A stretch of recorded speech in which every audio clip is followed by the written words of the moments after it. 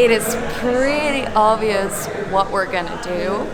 So we are doing a helicopter flight today above New York.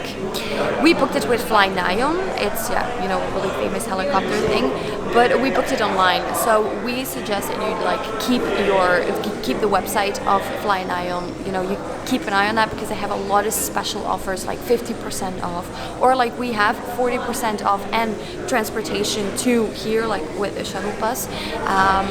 Kind of scared, but ready for it.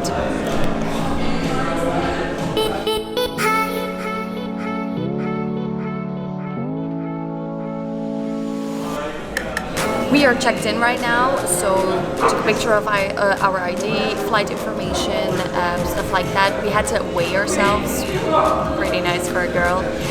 So now we're waiting until someone gets us for, I think, further safety information. So yeah, just waiting now.